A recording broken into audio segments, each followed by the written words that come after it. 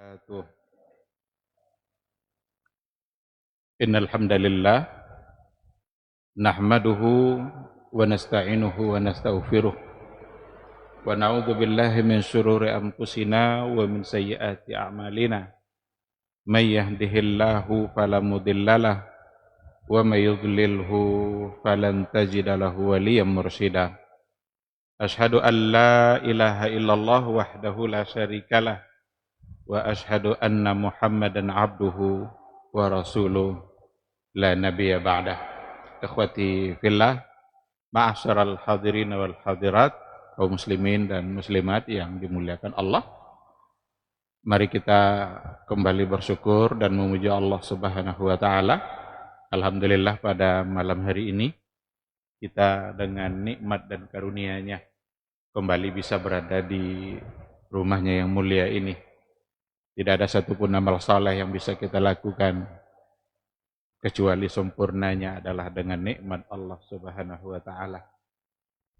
Maka bersyukurlah kepada Allah, pujilah Dia setiap kali kita bisa beramal saleh, dan selalulah memohon agar kita dimudahkan pula untuk menambah kebaikan demi kebaikan dalam kehidupan kita. Alhamdulillah pada malam hari ini kita bisa duduk di majelis ilmu, itu hanya karena nikmat Allah. Allah berikan kita kesehatan, Allah berikan kita semangat untuk menuntut ilmu. Mungkin ada di antara kawan kita yang mau ikut tapi dia tidak sehat, atau ada orang yang sehat tapi ada hal-hal yang lain yang bisa mengalahkan semangatnya untuk menuntut ilmu. Tapi kita alhamdulillah duduk di majelis ilmu pada malam hari ini. Mudah-mudahan ini bisa menjadi wasilah untuk mendapatkan kemuliaan kita di sisi Allah Azza wa Jalla. Mudah-mudahan setiap kali kita hadir di majelis ilmu, setiap kali itu bertambah ketakwaan dan rasa takut kita kepada Allah. Karena buah dari ilmu itu adalah al-khasyah. Buah dari ilmu adalah takut kita kepada Allah Subhanahu wa taala. Tidak ada artinya sebuah ilmu kalau seandainya tidak menambah rasa khasyah kita kepada Allah Azza wa Jalla. Innama yakhshallaha min ibadihi al-ulama. Sesungguhnya yang akan bisa takut kepada Allah itu adalah al-ulama, orang-orang yang berilmu. Dan majelis ilmu adalah sarana untuk membuat kita menjadi orang-orang yang berilmu. Ikhwati fillah, sama-sama kita juga harus banyak-banyak berselawat dan bersalam untuk Nabi kita yang mulia, Rasulullah sallallahu alaihi wasallam. Allahumma salli ala Muhammad wa ala ali Muhammad.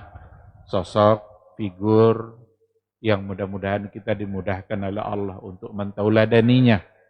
Tidak ada tauladan yang paling pantas untuk kita contoh melebihi Rasulullah sallallahu alaihi wasallam. Tidak ada idola yang paling pantas untuk kita idolakan kecuali adalah Rasulullah sallallahu alaihi wasallam. Biasanya orang mengidolakan seseorang itu karena ada kelebihan. Dan Rasulullah sallallahu alaihi wasallam punya semua kelebihan itu. Andaikan orang mengidolakan artis karena ketampanannya, Rasul adalah orang yang paling tampan. Tidak ada orang yang setampan Rasulullah sallallahu alaihi wasallam.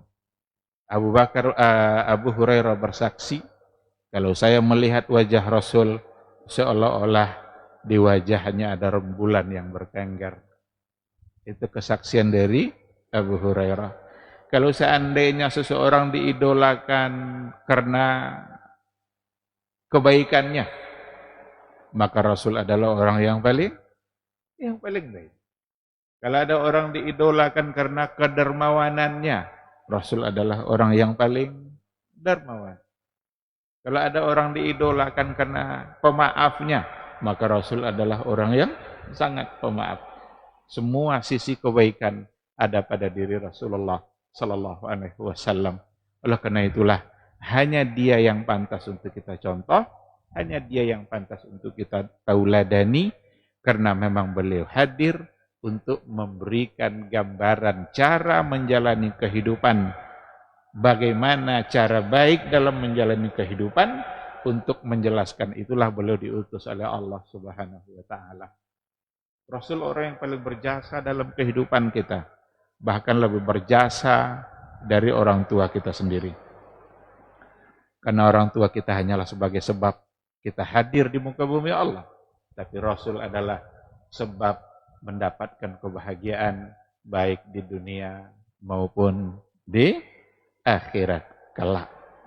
Mudah-mudahan semua kita sekali lagi senantiasa dimudahkan oleh Allah untuk istiqamah, untuk mentauladani sunnah-sunnah beliau sampai akhir hayat nanti. Dan mudah-mudahan semua kita bisa pula mendapatkan syafaat dan pertolongan dari beliau di yaumal mahsyar, yauma la yanfa'u malun wala banun illa man atallaha biqalbin salim. Ikhwati fillah, ma'asyaral hadirin wal hadirat, rahimani Allahu wa iyyakum. Tema kita pada malam hari ini adalah hal ra'aita rabbak. Saya sengaja berikan judul dalam bahasa Arab biar penasaran sedikit. Tapi ini sesungguhnya adalah lafaz hadis yang diriwayatkan oleh Imam Muslim. Saya mau nanya dulu, siapa kira-kira yang tahu ini pertanyaan tentang apa dan siapa yang bertanya kepada Nabi? Siapa dapat boleh pulang. Kan dulu cerita kan, kalau siapa dapat boleh pulang. Siapa dapat hadiah. Siapa yang bertanya dan tentang apa? Ada yang tahu? Tidak ada?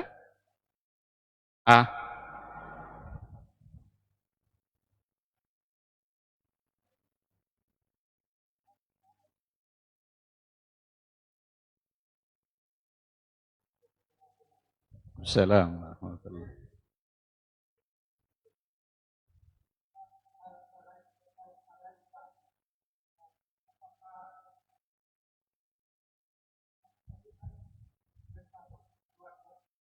Apakah engkau melihat Rabbmu?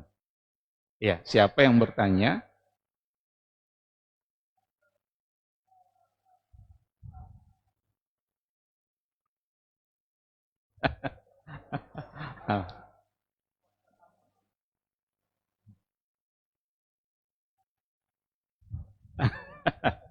Rasulullah dalam hal ini yang ditanya, bukan yang bertanya. Yang bertanya adalah salah seorang sahabat Rasulullah sallallahu alaihi wasallam. Apakah engkau ya Rasulullah? Hal ra'aita rabbak? Apakah engkau melihat Rabbmu? Dalam peristiwa Isra Mi'raj. Orangnya yang bertanya, yang ditanya Rasul, yang bertanya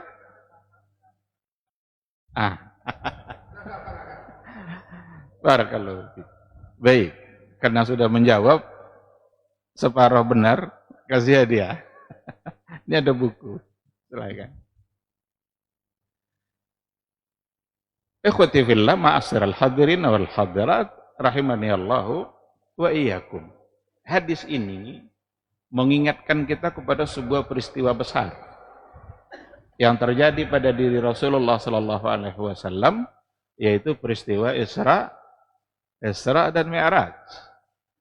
Isra wal Mi'raj. Perjalanan Rasulullah sallallahu alaihi wasallam di malam hari. Ketika penduduk bumi sudah banyak yang tidak mencintai beliau lagi, datang ke Taif, beliau disakiti. Sebelumnya meninggal pula istrinya. Biasanya ada penghibur-penghibur sampai di rumah, tapi istrinya sudah meninggal. Sebelumnya diawali pula oleh meninggal pamannya, yang tempat dia juga mengadu dalam persoalan dakwah, walaupun Abu Talib tidak Islam. Tapi ketika semua orang-orang penduduk bumi ini ternyata banyak yang menolak, tapi beliau justru diberikan kemuliaan oleh Allah Subhanahu wa taala, untuk sampai ke tempat yang tertinggi, Sidratil Muntaha. Itulah yang dikenal dengan peristiwa Isra dan Mi'raj. Maka malam hari ini insyaallah kita akan coba mengambil pelajaran-pelajaran akidah yang ada dalam peristiwa Isra dan Mi'raj. Dalam Al-Qur'anul Karim, peristiwa Isra dan Mi'raj itu diceritakan secara terpisah. Jadi tidak diceritakan dalam surat yang sama. Isra dalam surat Al-Isra, Bani Israel, sedangkan Mi'raj itu diceritakan pada surat An-Najm. Wan najmi idza hawa ma dhalla sahibukum wa ma ghawa wa ma yantiqu 'anil hawa in huwa illa wahyun yuha. Sampai nanti pada ayat walaqad ra'ahu nazlatan ukhra inda sidratil muntaha. Jadi Isra dalam ayat yang lain, dalam surat yang lain, Mi'raj dalam surat yang berbeda. Tidak sama penceritaannya dalam Al-Qur'an. Isra itu adalah rihla ardiyah, sedangkan Mi'raj adalah rihla samawiyah. Isra itu perjalanan bumi dan masih ada di dalamnya hukum-hukum bumi. Hukum bumi itu maksudnya ya, kalau ketemu dan orang bisa salam. Rasul kan ketemu dan kafilah dagang. Dia mengucapkan salam pada kafilah dagang itu. Dan kafilah itu tahu kalau itu adalah suaranya Rasulullah Sallallahu Alaihi Wasallam. Masih ada ketentuan-ketentuan bumi di situ. Cuma kecepatannya yang sudah tidak sama. Orang yang selama ini bisa menempuh 3 bulan, 2 bulan, tapi Rasul hanya dalam hitungan jam, bahkan sebahagian dari malam. Maka subhanallazi asra bi'abdihi lailan. Beda antara lailan dengan lailatan. Kalau lailatan itu sepenuh malam, maka untuk malam Lailatul Qadar, inna anzalnahu fi lailatil qadar. Tidak disebutkan di situ lailannya. Berarti sepenuh malam. Kapan malam itu? Mulai dari terbenam matahari sampai terbit fajar, hatta matla'il fajar. Sedangkan kata lailan itu untuk sepenggalnya saja. Asra bi'abdihi lailan. Allah memperjalankan hambanya lailan, pada sebahagian malam. Bahkan dalam sejarah dikatakan belum masuk waktu fajar, belum masuk waktu subuh, ternyata Nabi juga sudah sampai ke Masjidil Haram.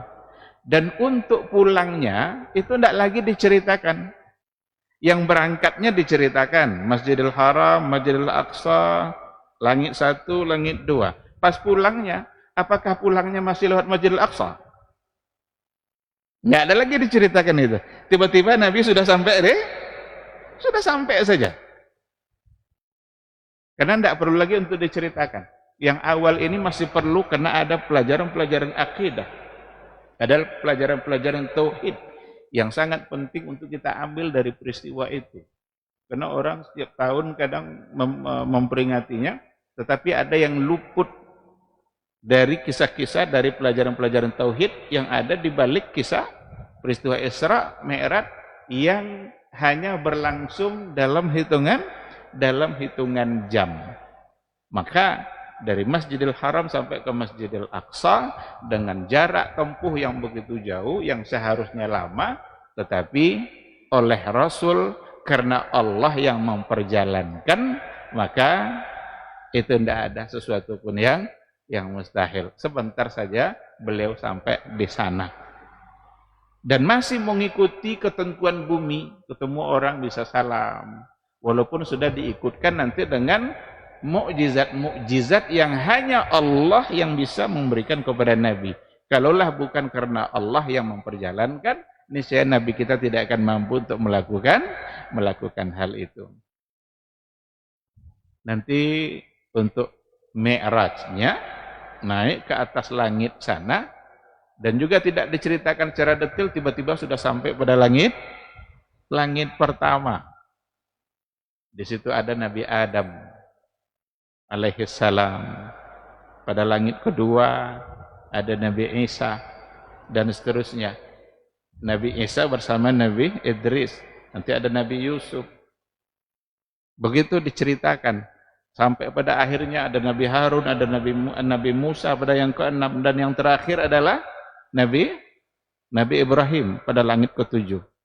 Ada penjelasannya oleh para ulama kenapa Nabi Adam yang ditemui Nabi yang pertama pada langit yang pertama itu, karena Adam adalah Nabi yang pertama pula, maka dia yang ditemukan. Kenapa yang kedua adalah Isa alaihi salam? Karena Isa adalah Nabi yang sebelum Rasulullah sallallahu alaihi wasallam, yang paling dekat masanya dengan Rasulullah sallallahu alaihi wasallam. Kenapa di situ ada juga Nabi Yusuf? Ada satu riwayat, tapi mungkin perlu ditahqiq, bahwa sesungguhnya umat Nabi Muhammad itu masuk surga ala surati Yusuf, dalam bentuk Yusuf. Cuma itu perlu ditahqiq kesahihan dari riwayat itu. Kenapa ada Nabi Musa, Nabi Harun, Nabi Musa? Nabi Harun itu adalah nabi yang langsung berbicara dengan Allah dalam pengangkatannya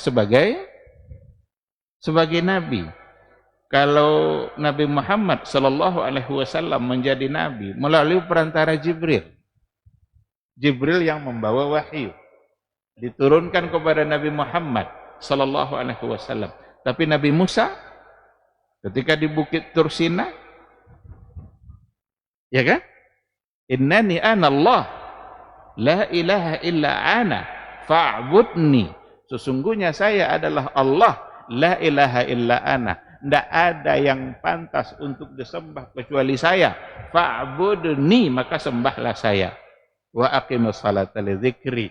Dirikan salat untuk mengingatku. Jadi Musa itu kalimullah yang langsung berbicara dengan Allah. Sementara Nabi Muhammad sallallahu alaihi wasallam seorang nabi yang sebentar lagi juga akan mengambil sesuatu dari Allah Subhanahu wa taala. Jadi ada kesamaannya. Nabi nanti akan mengambil perintah salat langsung dari Allah. Bahkan dikatakan Jibril pun tidak ikut. Yang ada di situ adalah Rasulullah sallallahu alaihi wasallam. Yang terakhir pada langit yang ke-7 itu ada Nabi Ibrahim. Nabi Ibrahim itu seorang nabi yang sangat mulia, yang namanya disebut bergandengan dengan Rasulullah sallallahu alaihi wasallam dalam salawat. Jadi ada namanya salawat Ibrahimiyah. Setiap tingkatan langit itu Nabi nanya, siapa? Malaikat menjawab, adalah orang saleh. Saya bersama orang saleh. Maksudnya adalah Nabi Muhammad sallallahu alaihi wasallam, yang dia memang diutus untuk dipanggil untuk naik ke atas, sehingga pintu langit itu dibuka dan diizinkan masuk. Berarti langit ada pintu. Kalau tidak dibuka pintu berarti tidak bisa lewat. Ini persoalan langit ini masalah gaib ini. Langit aja, profesor fisika tidak ada yang paham langit itu sekarang yang mana. Karena langit ada pintunya. Dan yang menjaganya malaikat pula, nabi pula. Baru bisa dibuka ketika minta izin. Nah, siapa yang mau masuk itu kata Nabi Adam? Rajulun saleh, ada orang saleh, Nabiullah Muhammad sallallahu alaihi wasallam, yang memang Allah memanggilnya untuk naik ke atas. Barulah dibukakan pintu itu dan bisa masuk. Langit kedua ditanya lagi, siapa yang mau masuk? Dijawab lagi, orang saleh. Dibuka baru bisa masuk. Sampai pada langit yang ke-7. Ketemu dengan Nabi Ibrahim. Siapa kata Nabi Ibrahim? Muhammad sallallahu alaihi wasallam. Nabi Ibrahim bilang kepada Rasul, tolong sampaikan salam saya kepada umatmu. Semua nabi yang ditemui, hanya Nabi Ibrahim yang menitipkan salam. Dan itu pula lah sebabnya Nabi Ibrahim dibalas dengan salawat dalam salawat Ibrahimiyah. Ketika kita Allahumma salli ala Muhammad wa ala ali Muhammad kama sallaita ala Ibrahim wa ala ali Ibrahim, dan itu satu kemuliaan pula bagi Nabi Ibrahim. Dan memang dulu ternyata beliau menitipkan salam untuk kita, sehingga kita pantas pula untuk memberikan doa. Salawat itu kan isinya adalah doa. Nah, itulah yang disebut dengan salawat Ibrahimiyah, salawat yang paling lengkap, yang kalau seandainya itu kita ulang-ulang, itu merupakan zikir yang paling baik. Andaikan kita tidak sebut namanya, mencukupkan dengan untuk Nabi, itu juga sudah salawat. Allahumma salli ala Muhammad wa ala ali Muhammad. Andaikan sampai di situ, itu juga sudah merupakan zikir yang baik dan banyak besar pahalanya di sisi Allah Subhanahu wa ta'ala. Ikhwati fillah, sampai di langit sana Allah yang mengucapkan salam kepada Rasulullah sallallahu alaihi wasallam. Assalamu alayka ayyuhan nabi wa rahmatullah wa barakatuh. Assalamu alayka, selamat engkau wahai Nabi.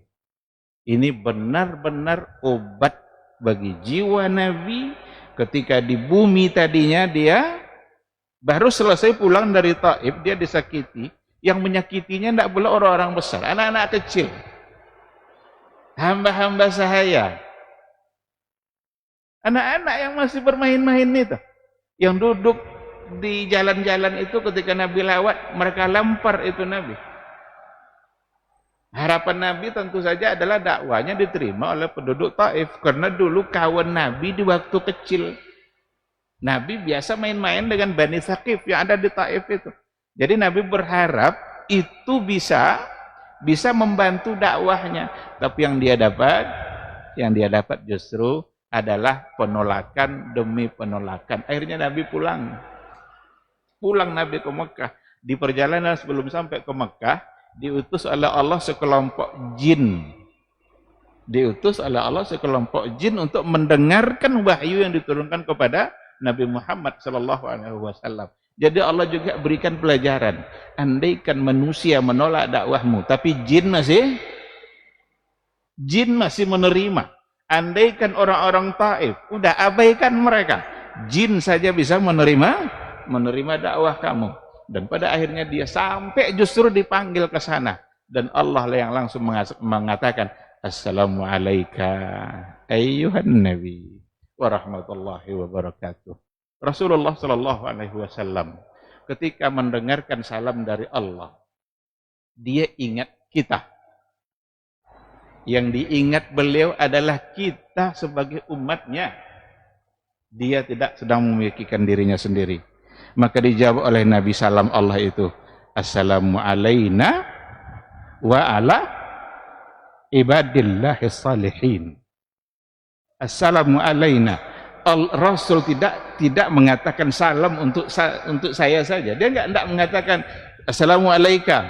Iya, saya selamat. Enggak. Tapi jawaban Nabi apa? Assalamu alayna wa ala ibadillahis salihin. Selamat pula bagi kami ya Allah. Kami di sini adalah dia bersama umatnya, wa ala ibadillahis salihin, dan orang-orang soleh yang merupakan umat nabi-nabi yang sebelumnya. Diabadikanlah itu dalam tahiyat salat kita. Maka setiap kali kita bertahiyat, maka terucaplah kata itu, Assalamu alayka ayyuhan nabi wa rahmatullahi wa barakatuh. Assalamu alayna wa ala ibadillahis salihin. Nampak enggak betapa Rasul itu sangat menginginkan umatnya selamat. Dan jawaban Nabi bukan hanya untuk dirinya, tapi dia membawa keselamatan itu. Dan Nabi mendoakan agar umat-umatnya juga ikut selamat. Bahkan bukan hanya umatnya, orang-orang soleh yang merupakan umat nabi-nabi nabi-nabi yang sebelumnya. Ikhwati fillah, ma'asyiral hadirin wal hadirat, rahimani Allahu wa iyyakum. Tentu kita tidak akan bicara tentang semua perjalanan itu. Kalau gitu nanti tidak sampai kita pada judul hal ra'aita rabbak. Karena ada banyak tahapan-tahapan yang dilewati oleh Rasulullah. Tahapan dalam artian semua mengandung pelajaran. Semua mengandung pelajaran-pelajaran yang ada di dalamnya. Nabi nengok ada orang yang berenang di sungai darah. Lalu ia nanya, ya Jibril, itu apa itu? Kok ada orang berenang di sungai darah? Kata Jibril, itu adalah orang-orang yang pemakan riba. Sungai darah, sungai nanah, mau nyampe ke pinggir, dilempar lagi sama malaikat, sampai lagi ke tengah. Capek dia untuk berenang di sungai darah sambil meminum darah itu. Ternyata itu adalah orang-orang yang memakan riba. Ada orang yang menggunting-gunting lidahnya. Dan berbagai macam kisah-kisah yang diriwayatkan oleh para ulama hadis. Yang terpenting dari itu semua adalah ketika Rasulullah SAW mendapatkan sebuah perintah untuk mengerjakan sholat yang 5 waktu. Jadi bukan untuk mengerjakan sholat, karena sholat sudah ada sebelumnya. Nabi sudah sholat sebelumnya. Tapi sholat yang 5 waktu, yang memang itulah yang merupakan kewajiban umat Nabi Muhammad SAW, yang akhirnya atau yang pada awalnya berjumlah 50, tetapi berubah menjadi 5. Saya kira masyhur ceritanya itu dalam satu riwayat. Ibnu Katsir juga memuat riwayat itu dalam kitab tafsirnya. Turun membawa perintah sholat 50, tapi ketemu dengan Nabi Musa. Nabi Musa nanya, itu apa yang kamu dapatkan dari Rabbmu? Sholat 50 kali. Kata Nabi Musa, irji' ila rabbik, balik ke Tuhanmu, minta kurang, tidak akan sanggup kalau mengerjakan. Berarti ada pengalaman ibadah, pengalaman rohaninya Nabi Musa bersama umatnya yang tidak sanggup untuk mengerjakan sholat sebanyak itu. Irji' ila rabbik. Nabi Muhammad SAW ikut dia anjuran Nabi Musa itu, balik dia, dapat diskon 45, balik lagi. Berapa kurangnya? Jadi 45. Irji' ila rabbik, bolak-balik. Dari langit ke-6, karena Nabi Musa berada pada langit ke-6, balik lagi ke Sidratil Muntaha, sampai berakhir pada akhirnya 5 kali sholat. Dan Nabi sudah merasa malu untuk kembali meminta kurang. Tapi yang menariknya, dan ini adalah keistimewaannya umat Nabi Muhammad, salah satu dari keistimewaan umat Nabi Muhammad yang tidak ada pada umat yang lain, itu mudha'afatul ajr, dilipat gandakannya pahala untuk amalan. Jadi walaupun 5 yang tersisa, tetapi al-hasanatu bi'asyri amsalihha. Al-hasanatu bi'asyri amsalihha. Satu kebaikan itu mendapatkan 10. Sekarang ada 5 solat, 5 kebaikan. Berarti 5 kali 10, 50. Dikurangi kerjanya, tetapi pahalanya tetap. Kamu enggak waduh. Kurang kerja gaji sama. Umpama gaji 10 juta untuk 10 hari. Akhirnya saya kerjanya nyepi 10 juta aja. Itu yang terjadi pada umat Nabi Muhammad SAW. Dikurangi kerjanya, dikurangi bentuk amal fisiknya, tapi pahalanya tetap. 5 kali salat walaupun 5, tapi pahalanya tetap 50. Karena al-hasanatu bi'asyri amsalihha. Satu kebaikan sama dengan 10. Itulah keistimewaan umat Nabi Muhammad SAW yang tidak dimiliki oleh umat manapun. Itulah keistimewaan kita. Sekarang sampai pada judul kita, sampai pada pertanyaan tadi. Itu ada dalam riwayat Imam Muslim. Yang bertanya adalah Abu Dzar Al-Ghifari. Dan itu salah satu dari bentuk keinginan mereka untuk mengetahui sesuatu yang mereka tidak tahu. Jadi sahabat dulu, ciri-cirinya adalah, keistimewaannya adalah, kalau seandainya memang mereka ingin mengetahui sesuatu, pasti mereka akan bertanya kepada Rasulullah Sallallahu Alaihi Wasallam. Pertanyaan Abu Dzar Al-Ghifari, ya Rasulullah, hal ra'aita rabbak? Dulu waktu Isra itu, waktu Mi'raj itu, ketika kamu mengambil perintah sholat itu, hal ra'aita rabbak? Apakah engkau melihat Rabbmu langsung? Nampak enggak Tuhan gitu-gitunya? Ini penasarannya Abu Dzar ini. Rasul menjawab, ra'aitu nuran. Saya melihat cahaya. Dalam satu lafaz yang lain, nurun anna araha. Yang ada ketika itu, yang saya lihat adalah cahaya. Tempat itu diliputi oleh cahaya yang sangat indah. Anna araha. Anna itu bermakna kaifa. Kaifa araha. Bagaimana mungkin saya bisa melihat Allah. Dari hadis itu dipahami oleh mayoritas ulama dan mayoritas sahabat bahwa sesungguhnya pada saat peristiwa Isra dan Mi'raj, Rasul tidak melihat Rabb secara langsung. Karena yang dilihat Nabi adalah nur, adalah cahaya. Dia tidak melihat langsung. Itu diperkuat oleh penjelasan yang datang dari Aisyah, Ummul Mukminin. Apa kata Aisyah Ummul Mukminin? Man qala anna Muhammadan sallallahu alaihi wasallam ra'a rabbahu faqad a'zama al-firya 'ala Allah. Barang siapa yang mengatakan bahwa Rasulullah sallallahu alaihi wasallam melihat Rabbnya pada saat Mi'raj itu, faqad a'zama 'ala Allahil firya. Sungguh dia telah melakukan firyah. Firyah itu tuduhan, kebohongan yang besar. Berarti sejalan penjelasan Aisyah Ummul Mukminin dengan riwayat yang datang dari yang dipertanyakan oleh Abu Dzar Al-Ghifari. Tapi dalam hal ini sahabat berbeda. Ada perbedaan di kalangan para sahabat, di antaranya datang dari Ibnu Abbas.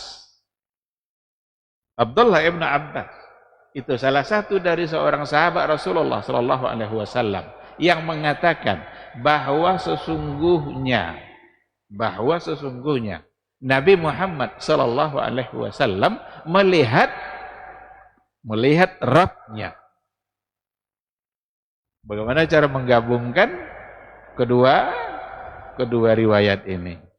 Jumhur mengatakan tidak, karena sharih pada hadis, zahir al-hadis itu mengatakan ra'aitu nuran, saya hanya melihat cahaya, atau nurun anna araha, cahaya, bagaimana mungkin saya bisa melihatnya. Tapi ternyata dari Ibnu Abbas, dia mengatakan bahwa ada riwayat, dan wa ma adraka ma Ibnu Abbas, siapa tidak kenal dengan Ibnu Abbas? Ibnu Abbas itu mufassir besar di kalangan sahabat, yang dia menjadi rujukan dalam tafsir. Dia yang mengatakan bahwa Nabi Muhammad SAW melihat Rabbnya. Maka ketika kita coba baca bagaimana para ulama mencoba untuk menggabungkan kedua riwayat ini. Karena riwayat kalau terjadi seperti bertentangan, maka tugas pertama para ulama mencoba untuk menggabung dulu. Kalau tidak bisa digabung, baru nanti diterjih, mana yang kuat, mana yang dhaif. Yang ketiga mungkin nasah. Tapi yang pertama sekali dia coba digabungkan. Karena dua-duanya datang dari riwayat yang sahih. Yang ini datang dari yang sahih, ini juga sahih. Mungkinkah bertentangan dua yang sahih? Sama-sama sahih. Nah maka digabungkan, dicoba. Dikatakan bahwa ketika dikatakan bahwa Nabi tidak melihat Rabbnya, Nabi tidak melihat Rabbnya secara langsung bi'ainai ra'si. Itu bahasanya dalam buku-buku para ulama. Nabi tidak melihat langsung dengan kedua matanya. Tapi ketika Ibnu Abbas mengatakan bahwa Nabi Muhammad sallallahu alaihi wasallam melihat Rabbnya, ra'a Rasulullah sallallahu alaihi wasallam rabbahu, bukan dengan ainainya tapi bifuadihi. Fuad itu pandangan hati, bukan pandangan mata. Maka dzabal fuadu ma ra'a. Maka dzabal fuadu ma ra'a. Hatinya tidak berbohong apa yang dia lihat. Berarti hati bisa melihat dengan mata hati, bukan dengan mata. Disinilah titik temunya oleh para ulama. Berarti kedua riwayat itu tidaklah bertentangan. Aisyah mengatakan kalau ada orang yang mengatakan bahwa Nabi melihat Rabbnya, dia telah berbohong kepada Allah. Berarti itu adalah kedustaan besar. Sementara Ibnu Abbas mengatakan melihat, maka ditolak melihat itu dengan pandangan mata, tapi Nabi melihatnya dengan pandangan hati. Dengan demikian berarti tidaklah bertentangan antara kedua riwayat tersebut. Masuk. Baik. Tadi dikatakan bahwa kita sholat dulu, nanti setelah sholat kita sambung, karena itu insya Allah akan menjadi inti dalam kajian tauhidnya, persoalan melihat Allah subhanahu wa ta'ala. Terima kasih, kita tutup sementara dengan doa afdal majelis. Subhanakallah bihamdika asyhadu an la ilaha illa anta astaghfiruka wa atubu ilaik. Wassalamualaikum warahmatullahi wabarakatuh. Allahu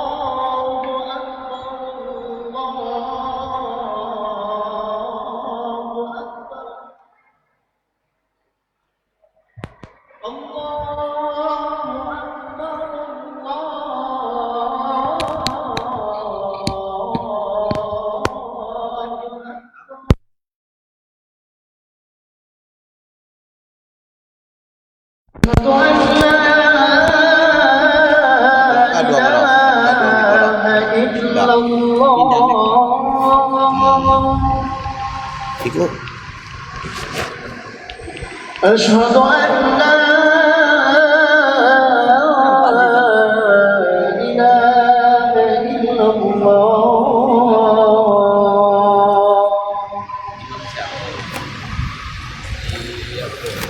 أشهد أن محمدا رسول الله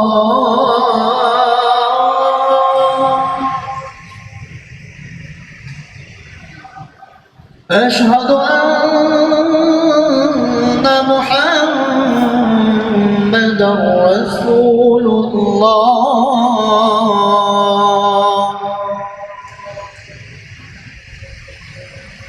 حي على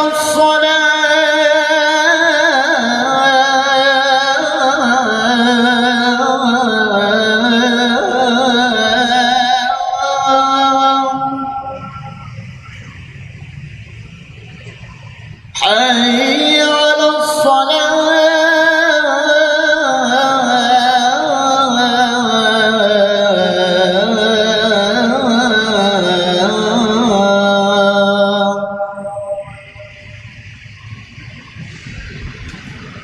حي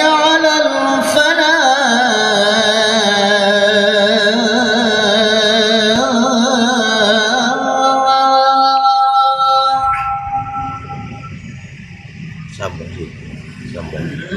حي على الفلاح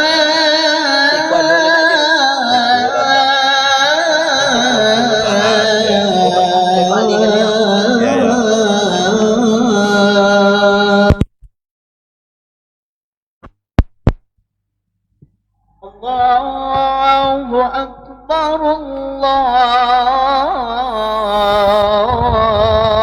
الله أكبر لا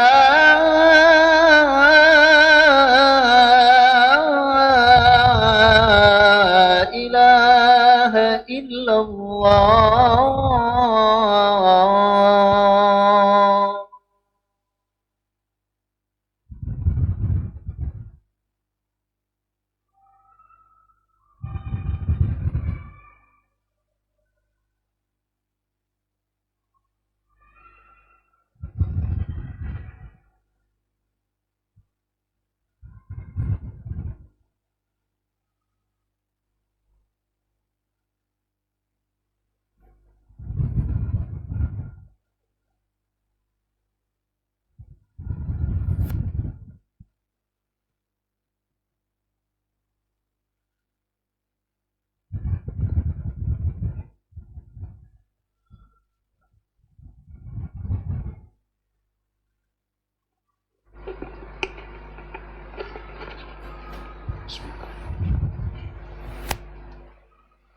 الله أكبر الله أكبر أشهد أن لا إله إلا الله أشهد أن محمدا رسول الله حي على الصلاة حي على الفلاح قد قامت الصلاة قد قامت الصلاة الله أكبر الله أكبر لا إله إلا الله. Stawu istaqimu wa'tadilu. Lurus rapatkan shaf. Sejajarkan bahu dan tumit.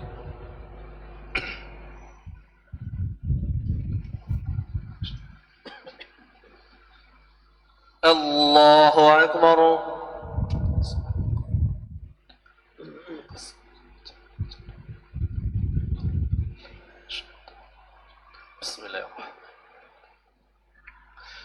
الحمد لله رب العالمين الرحمن الرحيم مالك يوم الدين إياك نعبد وإياك نستعين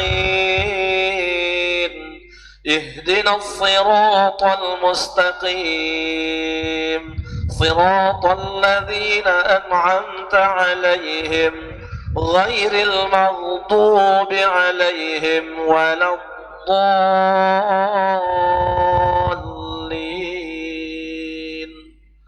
آمين.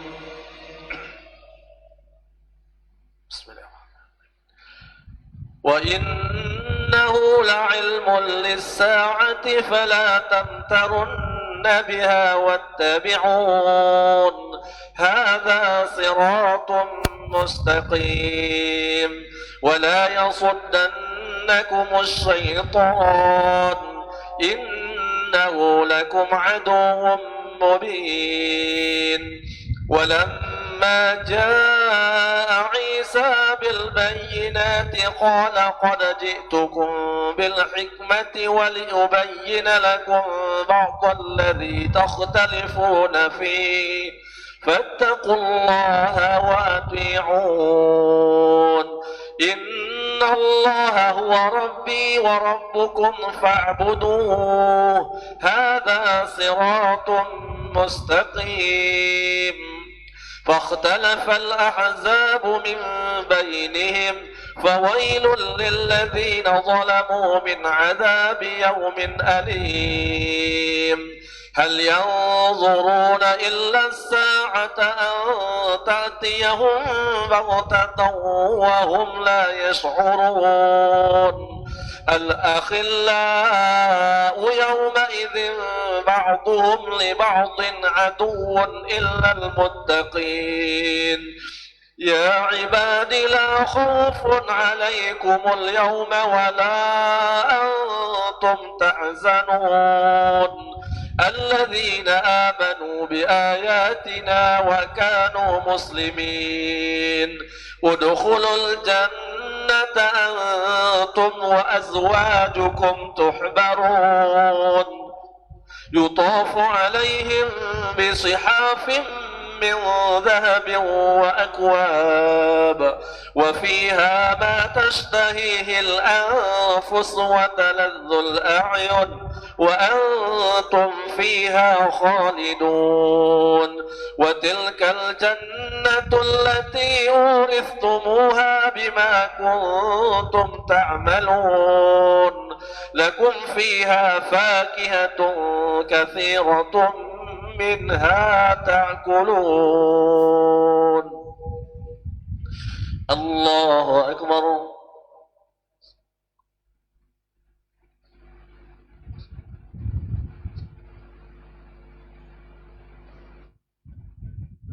سمع الله لمن حمده.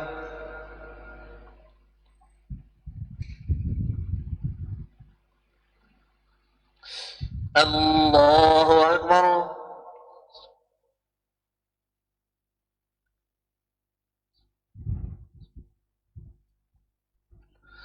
الله أكبر.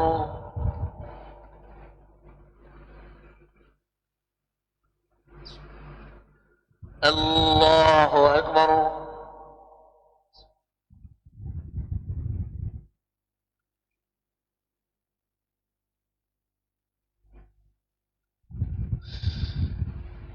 الله أكبر. الحمد لله رب العالمين الرحمن الرحيم مالك يوم الدين إياك نعبد وإياك نستعين اهدنا الصراط المستقيم صراط الذين أنعمت عليهم غير المغضوب عليهم ولا الضالين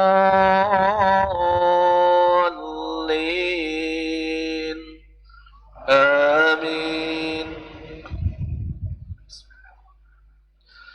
كلا بل تحبون العاجلة وتذرون الآخرة وجوه يومئذ ناظرة إلى ربها ناظرة ووجوه يومئذ باصرة تظن أن يفعل بها فاقرة كلا إذا بلغت التراقي وقيل من راق وظن أنه الفراق والتفت الساق بالساق إلى ربك يومئذ المساق فلا صدق ولا صلى ولكن كذب وتولى ثم ذهب إلى أهله يتمطى أولى لك فأولى ثم أولى لك فأولى أيحسب الإنسان أن يترك سدى ألم يك نطفة من مني يمنى ثم كان علقة فخلق فسوى فجعل منه الزوجين الذكر والأنثى أليس ذلك بقادر على أن يحيي الموتى. الله أكبر.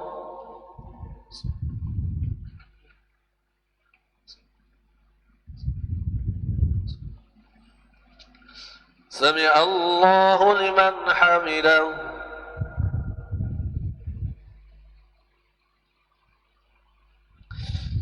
الله أكبر.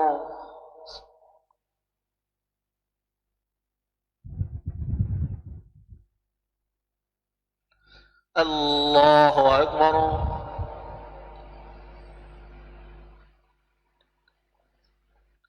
الله أكبر.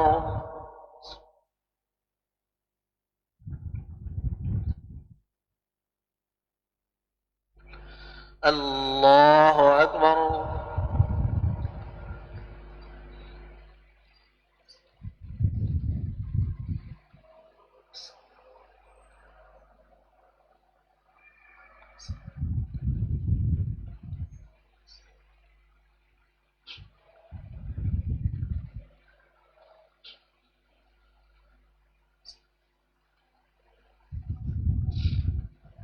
الله أكبر.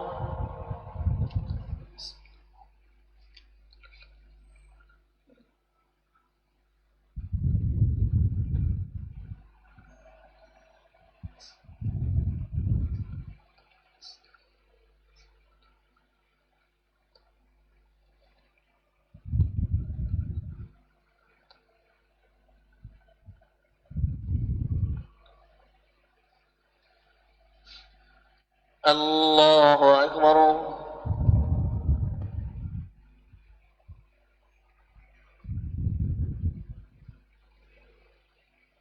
سمع الله لمن حمده.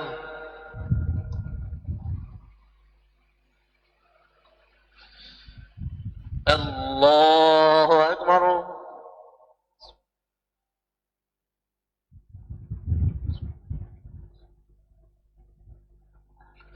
الله أكبر.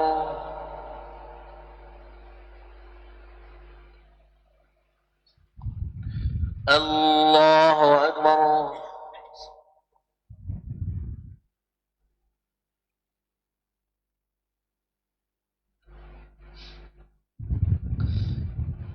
الله أكبر.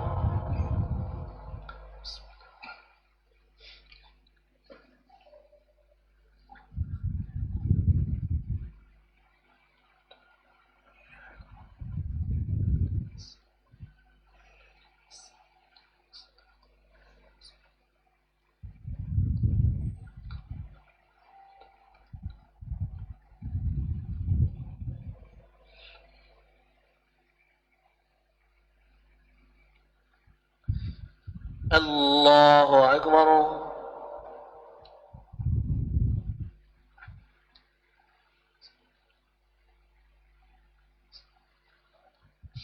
سمع الله لمن حمده.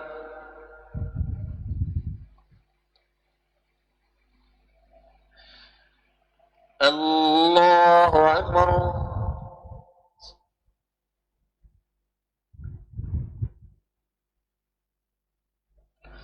الله أكبر.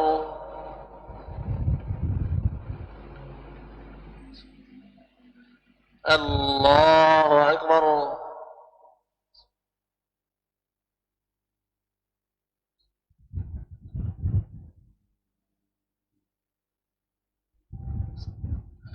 الله أكبر.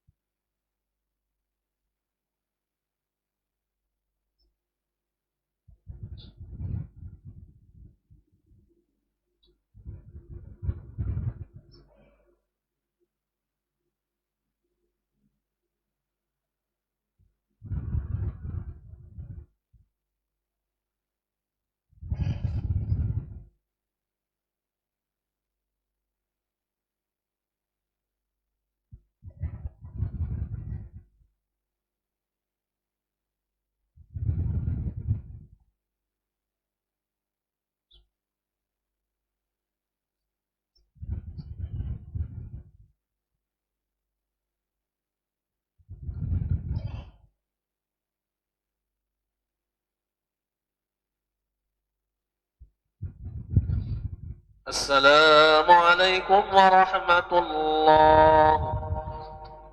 السلام عليكم ورحمة الله.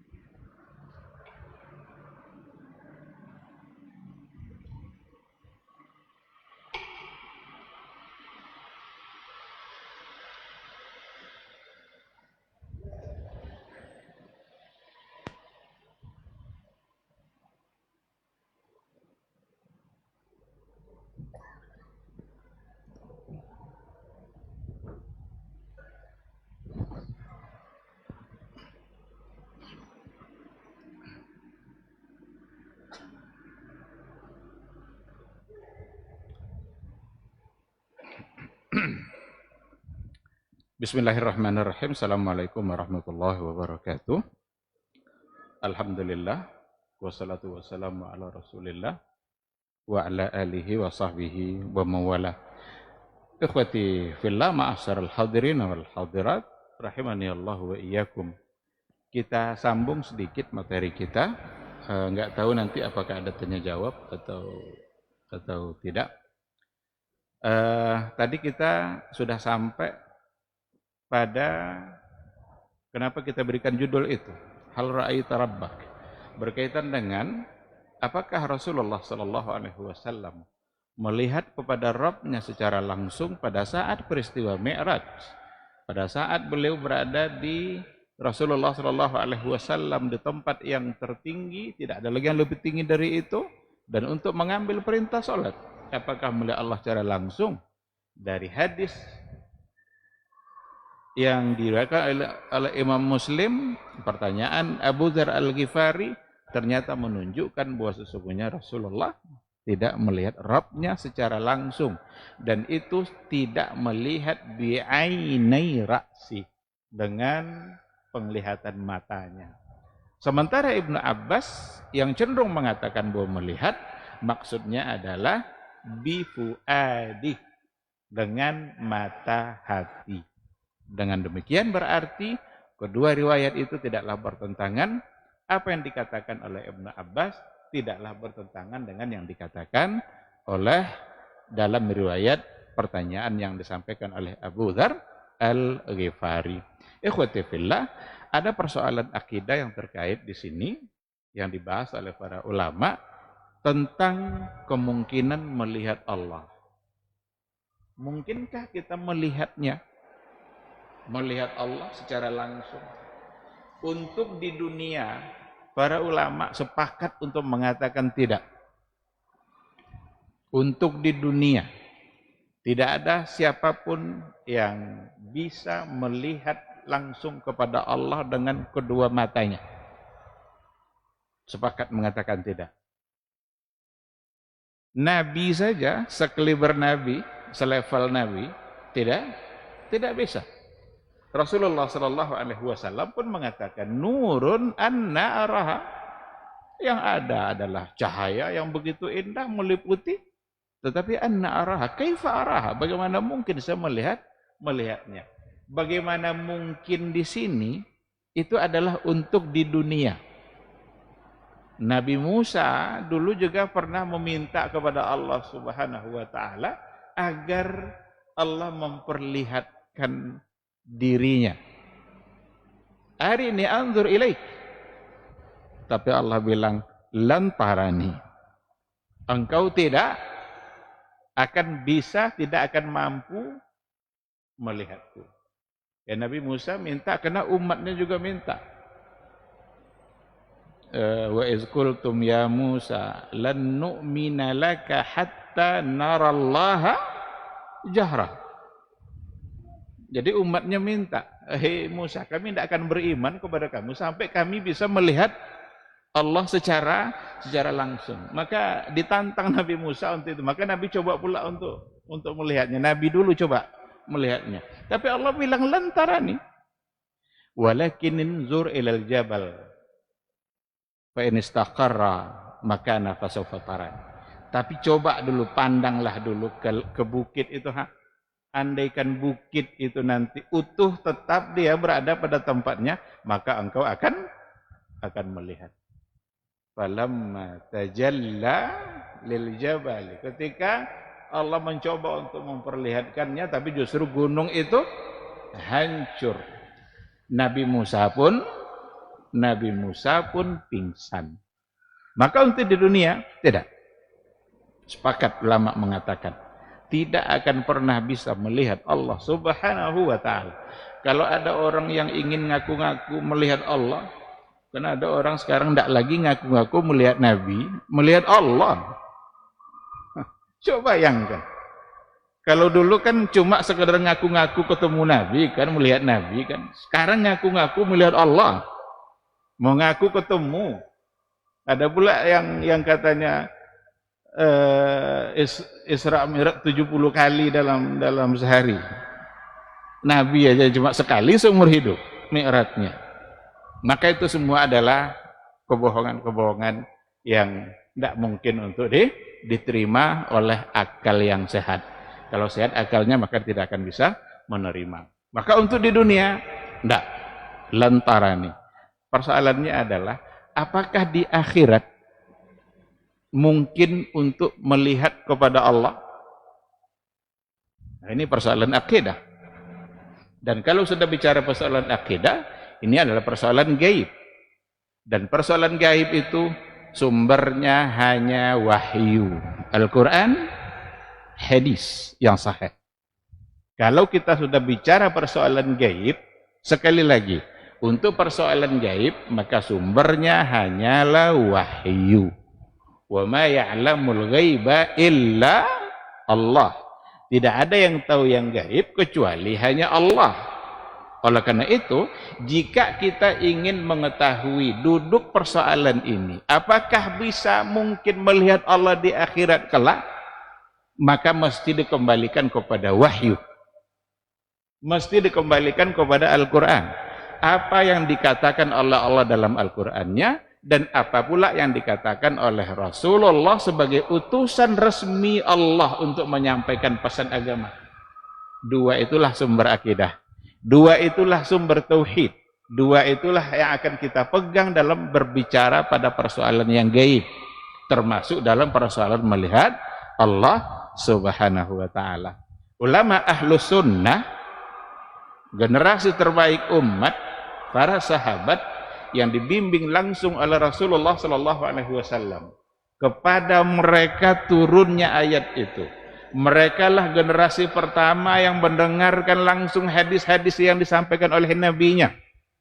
Maka di situ dapat disimpulkan bahwa berdasarkan kepada nas-nas yang ada, Qur'anan wa sunnah, baik Quran maupun sunnah, maka untuk di akhirat ada satu kenikmatan besar yang akan diberikan hanya kepada orang-orang beriman, tidak kepada selain orang beriman, dan itu adalah melihat langsung kepada wajah Allah Subhanahu wa ta'ala. Berarti mungkinkah? Mungkin. Dasarnya Quran Sunnah. Orang-orang mengatakan tidak mungkin, berarti mereka membantah Quran dan Sunnah. Oh, kami tidak membantah Quran Sunnah, kami membantah pemahaman kamu terhadap Al-Quran dan Sunnah itu. Kadang-kadang ungkapan itu yang keluar. Tetapi kita perlu mengembalikan pemahamannya kepada generasi terbaik dalam memahami Quran. Bagaimana sahabat memahami ayat-ayat tentang ru'yatullah? Wujuhun yawma idzin nadhirah ila rabbiha nazirah. Wajah orang yang beriman itu pada hari akhirat kelak, ketika melihat wajah Allah itu berseri-seri. Wujuhu yawma idzin nadhirah. Kenapa? Ila rabbiha nazirah. Kepada Rabbnya mereka melihat. Berarti ini ayat Al-Quranul Karim jelas, tegas bahwa orang-orang beriman nanti wajahnya berseri-seri ketika mereka melihat, memandang kepada wajah Allah. Kata wajah, ini kata para ulama tafsir, kata wajhun jika dihubungkan dengan yanzur, nazara, itu maksudnya adalah pandangan mata. Jadi kata wajah kalau diikutkan dengan nazara, karena ada nazara nanti bukan artinya melihat wajah, bisa menganalisa, kan ada, bisa mengamati, an-nazar. Tapi kalau nazar yang dihubungkan dengan wajah, maka maknanya hanya pandangan mata. Nazarul ain. Berarti ayat tadi, wujuhu yawma idzin nadhirah, ada di situ wajah, ada kata nazara. Ila rabbiha nazira. Nazira itu nazara, yanzuru, nazirun. Maka ulama Ahlus Sunnah memaknainya itu memandang langsung kepada Allah. Dan sahabat itu tidak ada yang bertanya-tanya, itu ya Rasulullah kira-kira nanti memandang itu kepada arah tertentu, tidak perlu lagi dipertanyakan, kan banyak hadis. Apa kata Rasul ketika Rasul bersama para sahabatnya di bulan purnama? Nampaklah bulan purnama yang sangat cerah di malam hari, nampak terang indah. Apa kata Rasul kepada para sahabatnya? Satarawna rabbakum kama tarawnal qamar lailatal badr la tudammuna fihi.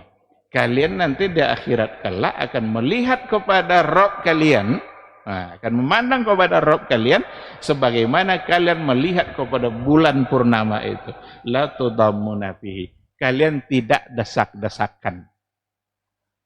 Maka akidahnya ahlu sunnah, keyakinan ahlu sunnah, melihat Allah di akhirat kelak bisa mungkin atas kehendak Allah Subhanahu wa taala, memandang kepada wajah Allah yang mulia, wajah yang layak bagi Allah Subhanahu wa taala. Dan nikmat memandang wajah mengalahkan nikmat surga itu sendiri.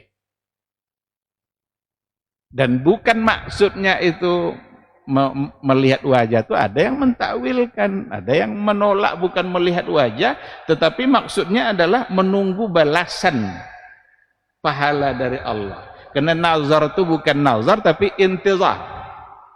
Itu kata mereka. Intizar kan berarti menunggu. Yang ditunggu-tunggu adalah balasan pahala. Padahal melihat itu sebagai satu kenikmatan berbeda dengan surga yang sebagai balasan pahala. Maka dalam ayat lillazina ahsanul husna wa ziyadah. Lillazina ahsanu, bagi mereka-mereka yang berbuat ihsan. Ihsan itu adalah tingkat tertinggi dalam beragama. Mereka mendapatkan husna. Husna di sini al-jannah, surga. Wa ziyadah, ada bonus, ada plus, ziyadah, ada tambahan. Ziyadah di sini Nabi sendiri yang menafsirkannya. Ini namanya tafsirul ayat bil hadis. Tafsirul ayat bi qaulin Nabi, menafsirkan ayat dan perkataan Nabi.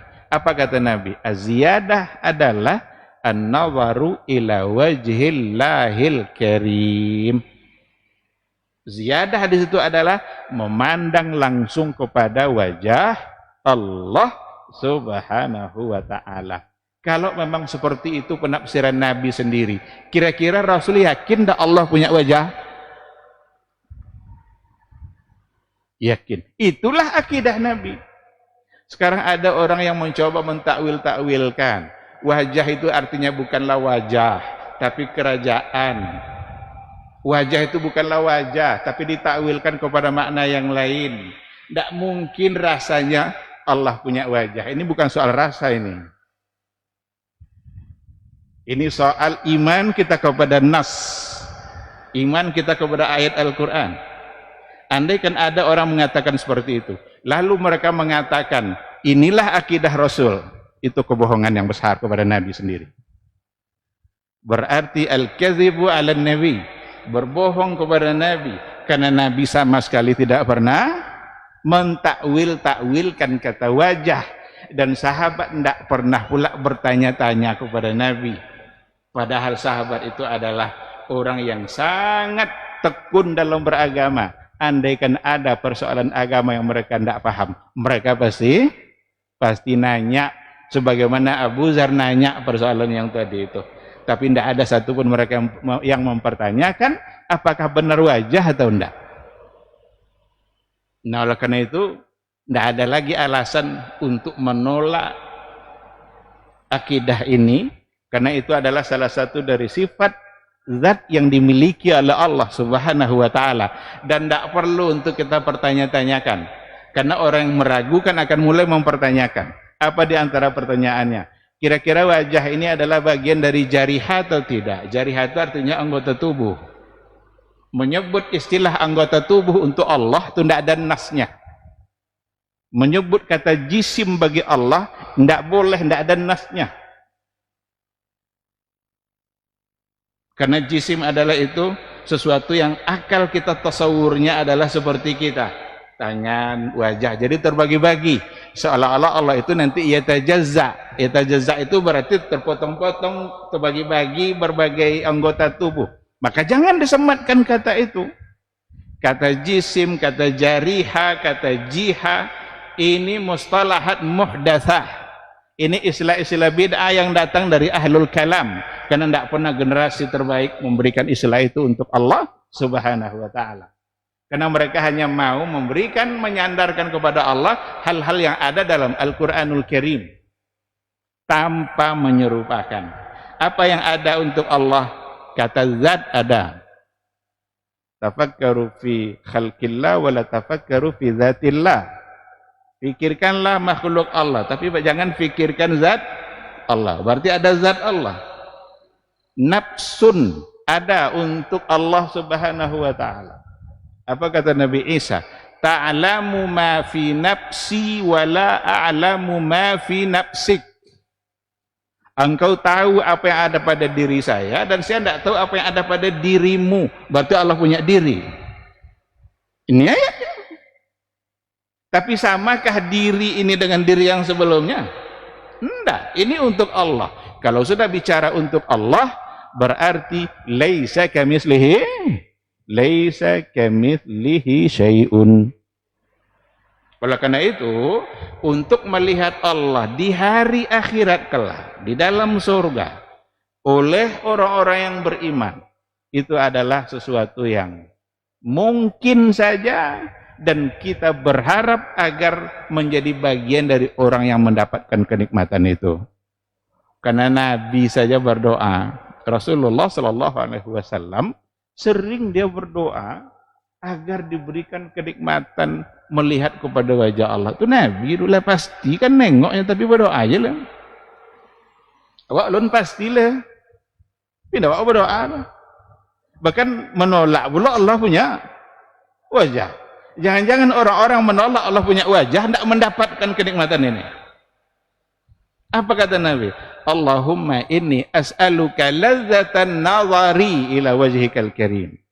Ya Allah, aku memohon kepadamu, ya Allah, izinkan saya nanti melihat kepada wajahmu yang mulia. Itu doa Nabi. Maka ahlu sunnah meyakini melihat wajah Allah itu sesuatu yang benar adanya nanti, karena dalam Al-Quran disampaikan dan Nabi kita juga menyampaikan dalam hadis-hadisnya. Tidak ada alasan lagi untuk menolak. Tidak ada alasan lagi untuk mentakwil-takwilkan. Jika ada orang yang tetap mentakwilkan, pakailah takwil itu. Tapi itu bukan keyakinan Nabi. Itu bukan keyakinan Rasul. Kita sekarang mau berakidah sama dengan Nabi, itu tidak. Tentu saja kita sebagai umat Rasulullah SAW harus ikut beliau. Aqidatan wa ibadatan wa muamalah. Kita sebagai umatnya wajib ikut dia. Pertama sekali yang akan kita ikuti dia adalah pada akidah. Kedua pada ibadah. Ketiga pada muamalah. Masuk di situ akhlak dan lain sebagainya. Tapi yang pertama sekali adalah akidah. Jangan sekali-kali mengambil akidah dari selain Rasulullah SAW. Jangan mengambil akidah dari berbagai macam aliran-aliran yang enggak jelas sumber akidah mereka. Terkadang banyak di antara aliran yang lebih mengedepankan akalnya daripada nasnya.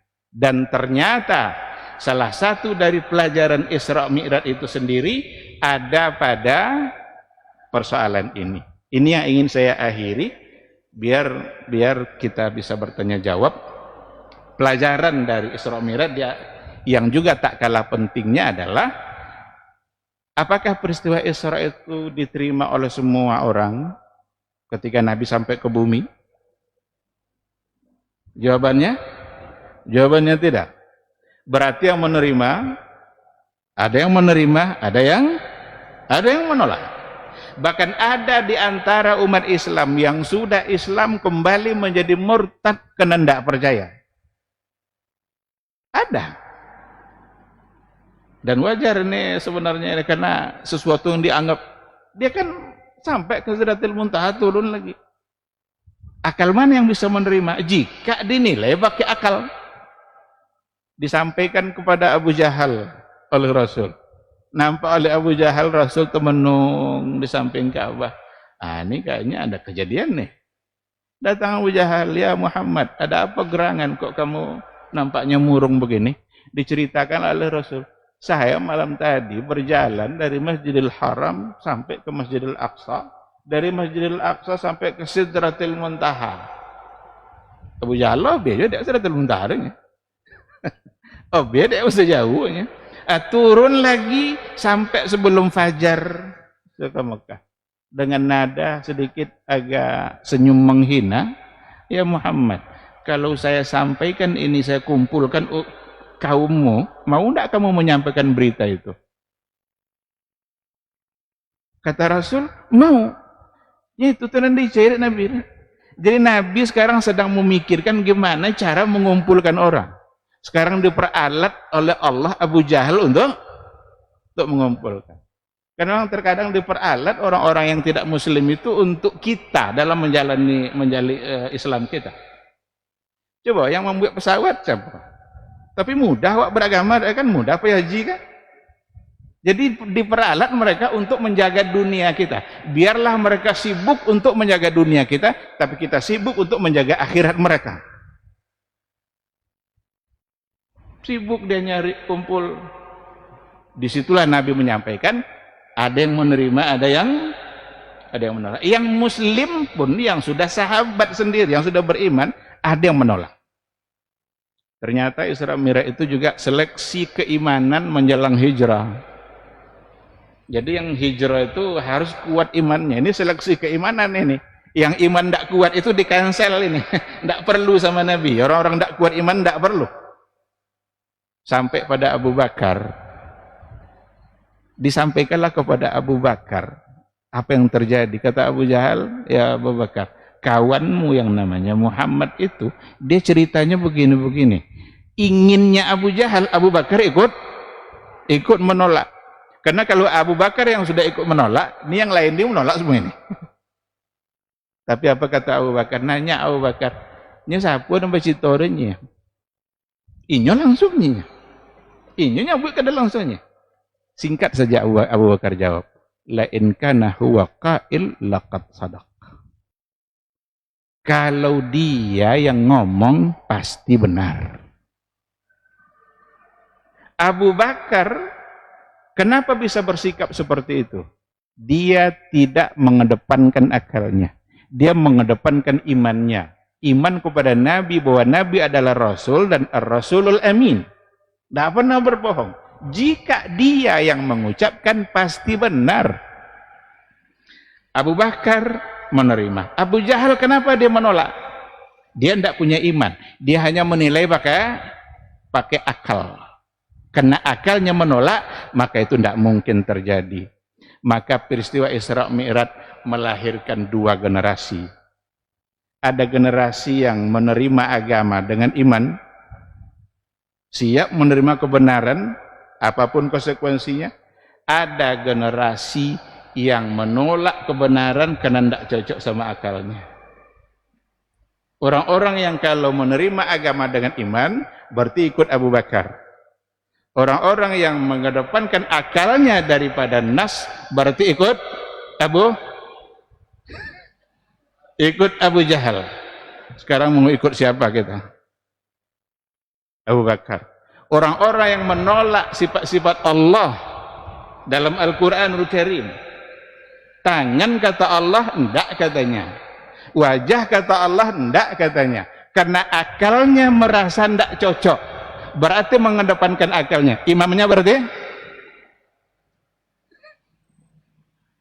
Jahal. Jangan sampai salah dalam berakidah. Kita mesti seperti apa Abu Bakar. Ini kata Rasul berarti benar. Kalau yang tidak percaya, tidak mungkin sekian menit sampai ke Masjidil Aqsa, tapi Nabi yang nyebut, Rasul yang menyampaikan. Kalau Rasul yang menyampaikan, berarti pasti benar.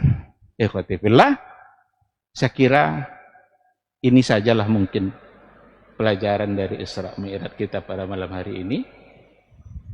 Artinya dari sebuah peristiwa besar yang terjadi pada diri Nabi Sallallahu Alaihi Wasallam, dan atas kehendak Allah Subhanahu wa taala, maka tidak ada satupun yang mustahil. Tidak perlu nilai juga dulu Nabi sampai ke langit tenua tu ada oksigen dia teh.